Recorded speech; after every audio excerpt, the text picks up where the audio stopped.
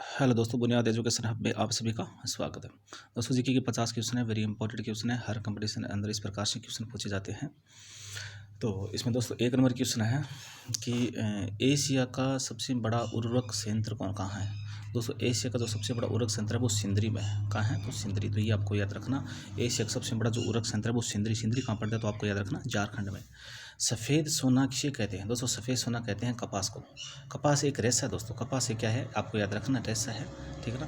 और सफ़ेद सोना किसे कहा जाता है? तो आपको याद रखना, कपास को अपन क्या कहते हैं? सफ़ेद सोना के नाम से जानते हैं। सोने का रेशा किसे कहते हैं? और सोने का रेशा दोस्तों आप सभी पता है, जूट को कहते हैं। और जूट के उत्पादन में दोस्तों वैसे तो विश्व में मतलब विश्व में बांग्लादेश का प्रथम स्थान बताया जा रहा है। लेकिन अगर वर्तमान में अगर बात करें ना, तो वर्तमान में और भारत का संपूर्ण विश्व में जूट के उत्पादन में और पटसन के उत्पादन में क्या है? प्रथम स्थान है। अगर भारत के राज्य के बारे में आपसे पूछ लिया जाए तो भारत का राज्य कौन सा हो जाएगा? तो भारत का राज्य हो जाएगा पश्चिम बंगाल। कौन सा राज्य हो जाएगा? पश्चिम बंगाल भारत का राज्य हो जाएगा। इसके अलावा भारत का सबसे प्राचीन और बड़ा उद्योग कौन सा है? दोस्तों, भारत का जो सबसे प्राचीन और बड़ा उद्योग है सूती वस्त्र उद्योग। कौन सा उद्योग है? सूती वस्त्र उद्योग। इसके बारे में आप याद रखना, ये भारत का सबसे प्राचीन और सबसे बड़ा उद्योग है। भारत का पहला तेल शोधक कारखाना, मतलब भारत की पहली रिफाइनरी या तेल शोधक कारखाना कहाँ है? तो डिगबोई में। और डिगबोई कहाँ पड़ता है दोस्तों? असम में। ठीक है ना। असम में आपको याद रखना, भारत का पहला तेल शोधक कारखाना या रिफाइनरी की क्या है? स्थापना की गई थी। नेपानगर किसके लिए प्रसिद्ध है? दोस्तों, नेपानगर ये मध्य प्रदेश में है। ये किसके लिए प्रसिद्ध है? तो आपको याद रखना, अखबारी कागज के लिए प्रसिद्ध है। किसके लिए प्रसिद्ध है? अखबारी कागज के लिए नेपानगर प्रसिद्ध है। और ये है कहाँ? तो आपको याद रखना, मध्य प्रदेश में है। 7 नंबर क्वेश्चन दे रखा है कि भारत में सूती वस्त्र उद्योग का पहला कारखाना कहाँ स्थापित किया? दोस्तों, भारत में जो सूती वस्त्र उद्योग का जो पहला कारखाना है तो आपको याद रखना वो फोर्ट ग्लास्टर में। ठीक है ना। 1818 में कोलकाता की फोर्ट ग्लास्टर में। तो आपको याद रखना, भारत में सूती वस्त्र उद्योग का पहला कारखाना स्थापित किया गया था। इसके अलावा दोस्तों पीछे क्वेश्चन मैंने आपको बताया था कि भारत का जो सबसे बड़ा उद्योग है वो सूती वस्त्र उद्योग है। कौन सा है? सूती वस्त्र उद्योग। आप अपन कह दीजिए कपड़ा उद्योग भारत का सबसे बड़ा उद्योग है। फिर कि बोकारो स्लीट प्लांट किस राज्य में? दोस्तों, बोकारो स्लीट प्लांट आपको याद रखना, झारखंड राज्य में। किस राज्य में? झारखंड राज्य में। ये स्टील प्लांट है। वेरी इंपॉर्टेंट क्वेश्चन है, आप याद रखना। भिलाई इस्पात संयंत्र किस राज्य में? दोस्तों, भिलाई तो बोकारो तो हो जाएगा झारखंड में। और भिलाई के बारे में आप याद रखना, भिलाई हो जाएगा छत्तीसगढ़ में। कहाँ हो जाएगा? तो आपको याद रखना, छत्तीसगढ़ में हो जाएगा। भारत का प्रथम समाचार पत्र। दोस्तों, भारत का जो प्रथम समाचार पत्र है वो है बंगाल गजट। कौन सा है? बंगाल गजट के बारे में आप याद रखना, ये भारत का प्रथम समाचार पत्र है। फिर 11 नंबर क्वेश्चन दे रखा है दोस्तों कि पिन कोड प्रणाली की शुरुआत कब हुई? दोस्तों, पिन कोड जो प्रणाली की जो शुरुआत हुई थी 15 अगस्त और 1972 को हुई थी। तो आपको याद रखना कि आपसे पूछ लीजिए कि भारत में जो पिन कोड प्रणाली की जो शुरुआत कब हुई थी, तो आपको याद रखना, भारत की बात कर रहा हूँ। ठीक है ना। 15 अगस्त 1992 को, यानी 1972 को क्या हुई? भारत में पिन कोड प्रणाली क्या हुई थी? शुरुआत हुई थी। फिर 12 नंबर क्वेश्चन है कि भारत में मनी ऑर्डर सेवा कब प्रारंभ है? दोस्तों, भारत में जो मनी ऑर्डर जो सेवा प्रति 1880 में। और 1881 डेट से आप सभी को पता है दोस्तों, 1881 से भारत में सर्वप्रथम नियमित जनगणना की क्या हुई थी? शुरुआत हुई थी। और भारत में सर्वप्रथम जो जनगणना हुई थी वो 1872 में हुई थी। लेकिन भारत में मनी ऑर्डर सेवा कब प्रारंभ की गई दोस्तों? वो आपको याद रखना, 1880 में भारत में मनी ऑर्डर सेवा की क्या किया गया था? प्रारंभ किया गया। फिर आगे वाला है 13 नंबर क्वेश्चन, भारत का सबसे बड़ा व्यावसायिक बैंक कौन सा है? दोस्तों, भारत का सबसे बड़ा जो बैंक है ना, तो वो आपको याद रखना SBI है, भारतीय स्टेट बैंक। भारतीय स्टेट बैंक भारत का सबसे बड़ा व्यावसायिक बैंक है। और जैसे इसकी शाखा भी सबसे ज़्यादा है, विदेशों में भी शाखा सबसे ज़्यादा है और भारत में भी सबसे ज़्यादा है। लेकिन भारत का पहला बैंक कौन सा है दोस्तों? पूर्ण रूप से भारत का पहला, तो ये आपको मैंने नीचे दे रखा है, पंजाब नेशनल बैंक है। RBI का प्रथम गवर्नर जनरल कौन था? दोस्तों, RBI का जो प्रथम गवर्नर जनरल था वो CD देशमुख था। कौन था? देशमुख। और RBI की जो स्थापना होती है वो 1935 के अधिनियम के अंतर्गत होती है। तो ये आपको याद रखना, जो अंग्रेजों ने 1935 का अधिनियम बनाया था और इसी के अंतर्गत क्या होती है? RBI की स्थापना होती है। और RBI का प्रथम भारतीय जो गवर्नर है वो CD देशमुख है। कौन है? तो वो आपको याद रखना, CD देशमुख है। फिर 15 नंबर क्वेश्चन है, भारतीय रिजर्व बैंक का मुख्यालय कहाँ है? दोस्तों, भारतीय रिजर्व बैंक का मुख्यालय मुंबई में। कहाँ है? तो मुंबई में। आपको याद रखना, जो RBI का जो मुख्यालय है वो मुंबई में। पूर्ण रूप से भारत देश का पहला बैंक कौन सा है? दोस्तों, भारत का जो सबसे प्राचीन बैंक है, पूर्ण रूप से भारत का जो पहला बैंक है वो पंजाब नेशनल बैंक है। इसके बारे में आप याद रखना, वेरी इंपॉर्टेंट है। पूर्ण रूप से भारत देश का पहला बैंक तो कौन सा है? तो वो आपको याद रखना, पंजाब नेशनल बैंक है, जिसे अपन शॉर्टकट में PNB कहते हैं।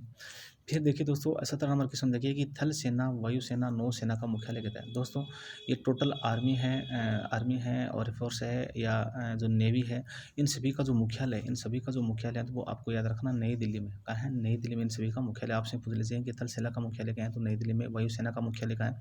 तो नई दिल्ली में। या नौसेना का मुख्यालय कहाँ है? तो आपको याद रखना नई दिल्ली में। भारत के प्रथम रक्षा मंत्री कौन थे? दोस्तों भारत के जो प्रथम रक्षा मंत्री वो बलदेव सिंह थे। कौन थे? बलदेव सिंह भारत के क्या थे? प्रथम रक्षा मंत्री थे। भारतीय थल सेना के प्रथम थल सेनापति कौन थे? दोस्तों भारतीय सेना के प्रथम थल सेनापति या प्रथम अध्यक्ष कौन थे? तो आपको याद रखना के.एम. करियप्पा। ठीक है ना? के.एम. करियप्पा के बारे में आप याद रखना। भारतीय थल सेना के प्रथम थल सेनापति थे। वेरी इंपॉर्टेंट क्वेश्चन है। फिर 20 नंबर क्वेश्चन है, इसमें दे रखा है कि भारत के प्रथम फील्ड मार्शल कौन थे? दोस्तों भारत के प्रथम जो फील्ड मार्शल थे वो जनरल मोनिक शा थे। कौन था? जनरल मोनिक शा। भारत के प्रथम जो फील्ड मार्शल होता है वो नहीं वो कौन थे? तो आपको याद रखना जनरल मोनिक शा थे। भारतीय थल सेना को कितने भागों में बांटा गया? दोस्तों भारतीय जो थल सेना, तो आपको याद रखना इसे 7 भागों में बांटा गया। भारतीय थल सेना को कितने भागों में बांटा गया? तो आपको याद रखना इसे 7 भागों में बांटा गया। भारतीय मिलिट्री अकेडमी कहाँ है? तो दोस्तों भारतीय जो मिलिट्री अकादमी है तो वो आपको याद रखना देहरादून में। कहाँ है? देहरादून में। आपसे पूछनी चाहिए कि भारतीय मिलिट्री अकादमी कहाँ है? तो ये सैनिक अकादमी कहाँ है? तो आपको याद रखना देहरादून में। भारतीय वायुसेना का ध्येय वाक्य कौन सा है? दोस्तों भारतीय वायुसेना का जो ध्येय वाक्य है ना, नवम सप्रसम उद्दीपतम। ठीक है ना? कौन सा है? तो आपको याद रखना भारतीय जो वायुसेना का जो ध्येय वाक्य है ना वो कौन सा है? तो नवम सप्रसम उद्दीपतम। ये भारत का ये क्या है? इसका वाक्य है। फिर 24 नंबर क्वेश्चन दे रखा है कि भारतीय नौसेना का ध्येय वाक्य कौन सा है? भारतीय जो नौसेना, दोस्तों भारतीय नौसेना का जो ध्येय वाक्य है सम नौ वरुण। कौन सा है? सम नौ वरुण। और भारतीय नौसेना का ध्येय वाक्य, भारतीय नौसेना का क्या है? ध्येय वाक्य है। तो ये आपको याद रखना सम नौ वरुण। भारतीय नौसेना का क्या ध्येय वाक्य? भारत का सर्वोच्च वीरता पुरस्कार कौन सा है? भारत का सर्वोच्च वीरता पुरस्कार कौन सा है? तो आपको याद रखना परमवीर चक्र। कौन सा चक्र है? परमवीर चक्र भारत का सर्वोच्च वीरता पुरस्कार। प्रथम परमवीर विजेता कौन थे? दोस्तों प्रथम परमवीर विजेता थे तो आपको याद रखना मेजर सोमनाथ। मेजर सोमनाथ के बारे में आप याद रखना, ये प्रथम परमवीर चक्र थे, परमवीर चक्र विजेता थे। फिर आगे 27 नंबर क्वेश्चन दोस्तों इसमें दे रखा है कि तीनों सेनाओं का प्रमुख कौन होता है? दोस्तों जो तीनों सेनाओं का जो प्रमुख होता है तो वो आपको याद रखना राष्ट्रपति होता है। कौन होता है? राष्ट्रपति क्या होता है? तीनों सेनाओं को आपको याद रखना प्रमुख होता है। फिर 28 नंबर क्वेश्चन है कि थल सेना दिवस कब मनाया जाता है? दोस्तों थल सेना दिवस है ना, तो आपको याद रखना 15 जनवरी को मनाया जाता है। कब मनाया जाता है? 15 जनवरी को आपको याद रखना थल सेना दिवस से मनाया जाता है। नौ सेना दिवस कब मनाया जाता है? दोस्तों नौ सेना दिवस मनाया जाता है 4 दिसंबर को। आपको याद रखना नौ सेना दिवस मनाया जाता है। वायु सेना दिवस कब मनाया जाता है? वायु सेना दिवस आपको याद रखना 8 अक्टूबर को मनाया जाता है। वायु सेना दिवस दोस्तों 8 अक्टूबर को मनाए जाते हैं। और नौ सेना दिवस कब मनाए जाते हैं? तो आपको याद रखना वो 4 दिसंबर को मनाया जाता है। और थल सेना दिवस कब मनाया जाता है? तो वो आपको याद रखना 15 जनवरी को मनाया जाता है। फिर आगे वाला दे रखा है 31 नंबर क्वेश्चन, इसमें दे रखा है कि भारत का प्रथम टैंक रोधी प्रक्षेपास्त्र, मतलब भारत की प्रथम टैंक रोधी मिसाइल कौन सी? दोस्तों नाग है। ठीक है ना? प्रक्षेपास्त्र इस इंग्लिश में अपने क्या कहते हैं? मिसाइल कहते हैं। भारत का प्रथम जो टैंक रोधी जो प्रक्षेपास्त्र या जो मिसाइल है वो है नाग। कौन सी है? नाग। देश का सबसे लंबा राष्ट्रीय मार्ग कौन सा? दोस्तों देश का सबसे जो लंबा राष्ट्रीय मार्ग है वो राष्ट्र मार्ग नंबर 7 है। कौन सा है? राष्ट्र नंबर नंबर जो 7 है ना वो देश का सबसे बड़ा लंबा राष्ट्रीय मार्ग है। भारत का सबसे छोटा राष्ट्रीय मार्ग कौन सा? दोस्तों भारत का सबसे छोटा जो राष्ट्रीय मार्ग है वो 27A, मतलब 47A क्या है? भारत का सबसे छोटा राष्ट्रीय राजमार्ग है। फिर एक ग्रांड ट्रंक रोड का निर्माण किसने करवाया था? दोस्तों ग्रांड ट्रंक रोड का निर्माण आप सभी को पता है सूरी शासक शेरशाह सूरी ने करवाया था। किसने करवाया था? शेरशाह सूरी ने क्या करवाया था? ग्रांड ट्रंक रोड का निर्माण करवाया था। और इसकी जो लंबाई कहाँ से, ग्रांड ट्रंक रोड कहाँ से कहाँ तक है? दोस्तों जो ग्रांड ट्रंक रोड है तो ये आपको याद रखना कोलकाता से अमृतसर है। कहाँ है? कोलकाता से अमृतसर है। और इसका जो निर्माण किसने करवाया था? तो वो आपको याद रखना शेरशाह सूरी ने करवाया था। फिर 36 नंबर क्वेश्चन दे रखा है कि भारत में सड़कों की और सर्वाधिक लंबाई वाला राज्य कौन सा है? दोस्तों भारत में सड़कों की जो सर्वाधिक लंबाई वाला राज्य है वो है महाराष्ट्र। कौन सा राज्य है? तो वो आपको याद रखना महाराष्ट्र राज्य है। भारत में सर्वप्रथम वायु परिवहन की शुरुआत कब हुई थी? दोस्तों भारत में जो सर्वप्रथम वायु परिवहन की शुरुआत 1911 में हुई थी। ठीक है ना? इलाहाबाद से नैनी के बीच आपको याद रखना भारत में सर्वप्रथम क्या वायु परिवहन की क्या हुई थी? शुरुआत हुई थी। कब हुई थी? 1912 में। इसके अलावा दोस्तों 1911-12 में क्या हुआ था कि अपनी जो राजधानी थी पहले वो कोलकाता थी और फिर दिल्ली की अपनी राजधानी भारत की राजधानी बनी थी। देश का सबसे बड़ा बंदरगाह कौन सा है? दोस्तों देश का जो सबसे बड़ा बंदरगाह है वो मुंबई में। ठीक है ना? इसीलिए मुंबई को अपने क्या कहते हैं? 7 टापुओं का शहर भी कहते हैं। तो आपको याद रखना देश का जो सबसे बड़ा बंदरगाह है वो है मुंबई है। फिर 39 नंबर क्वेश्चन है, इसमें देखा दोस्तों कि देश का सबसे पुराना व कृत्रिम बंदरगाह कौन सा है? देश का सबसे पुराना व कृत्रिम बंदरगाह कौन सा है? तो वो आपको याद रखना चेन्नई। कौन सा है? तो चेन्नई। देश का सबसे पुराना जो कृत्रिम बंदरगाह है दोस्तों वो आपको याद रखना चेन्नई। देश का सबसे गहरा बंदरगाह कौन सा है? दोस्तों देश का जो सबसे गहरा बंदरगाह है वो विशाखापट्टनम होता है। कौन सा होता है? विशाखापट्टनम होता है। ये देश का सबसे गहरा बंदरगाह होता है। फिर आगे वाला है कांडला बंदरगाह किस राज्य में? दोस्तों कांडला बंदरगाह के बारे में आप याद रखना, ये गुजरात राज्य में है और ये एक जवारीय बंदरगाह है जो अरब सागर के किनारे है। तो आपको याद रखना ये कांडला बंदरगाह का है, तो आपको याद रखना ये गुजरात में है। फिर 47 जो 42 नंबर क्वेश्चन दे रखा है कि हिंदी दिवस कब मनाया जाता है? दोस्तों हिंदी दिवस के बारे में आप याद रखना 14 सितंबर को हिंदी दिवस के रूप में मनाते हैं। कब मनाते हैं?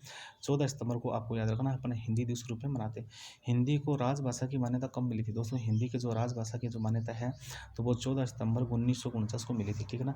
और इसीलिए 14 सितंबर को अपन क्या मनाते हैं? हिंदी दिवस रूप में मनाते हैं।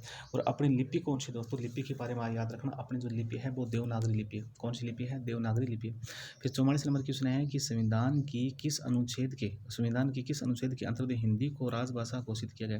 तो संविधान का अनुच्छेद है दोस्तों 343। संविधान का अनुच्छेद 343 है, भाग कितना है? 17। तो संविधान की किस अनुच्छेद के अंतर्गत हिंदी को राजभाषा घोषित किया गया? अनुच्छेद 343 और भाग कितना होता है? 17। भारतीय संविधान में कितनी भाषाओं को मान्यता दी गई है? दोस्तों भारतीय संविधान में आपको याद रखना यह 22 भाषा होनी चाहिए। दोस्तों कितनी होनी चाहिए? 22 भाषा।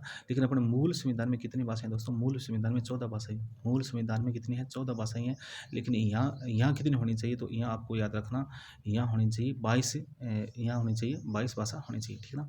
अगर आपसे पूछ लेता ना ये कि भारतीय मूल संविधान में कितनी भाषाएं हैं, तो मूल संविधान में आपको याद रखना 14। और वर्तमान में कितनी भाषाओं की जो मान्यता मिली है तो वो आपको याद रखना वो कितनी हो जाएगी? 22। और किस अनुसूची के अंदर? तो 8वीं अनुसूची के अंतर्गत।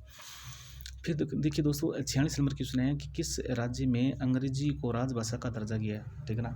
2 राज्य है दोस्तों, वो कौन कौन से? तो नागालैंड है, दूसरा मेघालय। नागालैंड और मेघालय यहाँ क्या है? अंग्रेजी को राजभाषा का दर्जा दिया गया है, ठीक है ना। इसके अलावा दोस्तों उर्दू को किस राज्य में राजभाषा का दर्जा दिया गया है? तो उर्दू को आपको याद रखना और जम्मू कश्मीर में आपको याद रखना उर्दू को राजभाषा का दर्जा दिया गया है। और अंग्रेजी को राजभाषा का जो दर्जा जो दिया गया है वो किसे दिया गया है? तो आपको याद रखना किस राज्य में दिया गया है? तो नागालैंड और मेघालय में।